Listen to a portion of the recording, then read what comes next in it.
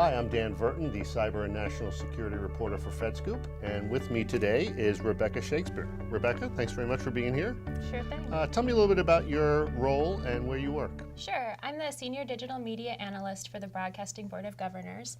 The Broadcasting Board of Governors is the U.S. federal agency that oversees all non-military international broadcasting. So you may have heard of some of our broadcasters, Voice of America, Radio Free Europe, Radio Liberty. We're one of the farthest reaching media organizations on earth. So it's Great. A cool place to be. Excellent.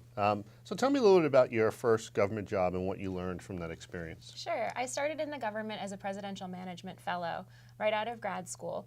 And I took a position as a program and policy analyst at the Broadcasting Board of Governors. That was a rotational job, which is a really wonderful introduction to a federal career. I got to work in the budget office for a bit. I got to work doing some HR issues for one of our offices, and I got to know the organization really well. The thing that I learned from it, though, is that an organization is the sum of many, many, many parts. I had one job, but everybody else also had a lot of there were other things going on. I was given a really awesome opportunity to get to know the other offices in the organization. Right. And I think that framed the perspective of everything that I've done. And it gave me a sense of what other people were doing towards the mission I was working towards. When you look back early in your career, is there any one particular experience that might have helped shape your success to date? Definitely. Through the Presidential Management Fellowship Program, I was assigned a mentor at my organization. And having a mentor early in your career gives you the opportunity to both reflect on things that you're doing on a daily basis, but also get access to different people across the organization. I shared with my mentor my interest in new media, new technology, and how we could use that to reach audiences around the world. And he put me in touch with our director for new media. And at the end of my PMF time, that turned into my boss, and that turned into my job.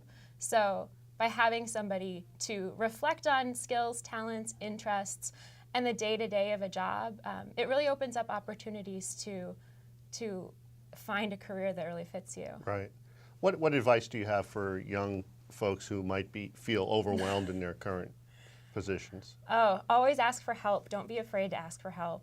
Maybe it's not from your boss, maybe it's not from your manager, but from your peers. If you get stuck on a problem, if you don't understand the scope of something you're working on, ask for help. Would you say that's the best advice you've ever received? Or what would be the one piece of advice, career advice you've received that you would say was the best thing you were ever told? It has always been expressed to me that it's very important to have a network of people around you, whether it's inside of your building, inside of your organization, across the organization, maybe not people you would necessarily work with on a daily basis, but have an understanding of what they do. But also keep in touch with and get to know people outside of the organization, whether it's another federal organization or the private sector or the public sector in the DC area, to get to know other people who do the same thing that you do. It's wonderful to have people to bounce ideas around with, and I think there's a chance that you could get stuck in a little bubble working in a certain office in a certain large agency, and it's very valuable to have those outside contacts. Right. Are there any particular resources that you would recommend for young people who are looking for help in that regard in terms of finding careers? And I guess a lot of agencies have mentorship programs. Find them. All agencies have really good career development systems, whether it's through training or through working closely with a senior person doing details. I think the most valuable things for me were picking up new skills, taking advantage of training. I never thought I would want to deal with contracting, but I'm now a contracting officer representative and manage some contracts, and knowing how that system works has made it easier for me, now that I have a role that gets to buy things, to understand how we go about really acquiring things and understanding all the rules. And I didn't know web analytics when I started my job. I've learned that over time. I think be open to the opportunity to pick up new skills and really chase what your career might be. Why would you recommend to somebody early in their career to perhaps consider a government career? The government offers so many opportunities to grow and develop a career, But the thing that drew me to it, and the reason why I'm still there, is that my agency and so many other agencies are very mission driven. So you go to work every day and you know that you're working towards something big.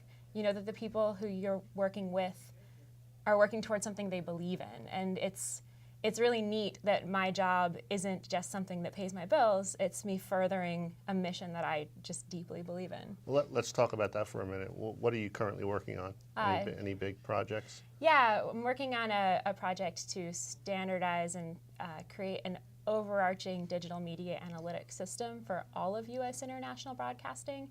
So bring together a lot of data to start giving a full picture of how we're able to impact and reach our audiences around the world. Excellent. Well, Rebecca Shakespeare, thanks so much for being here today.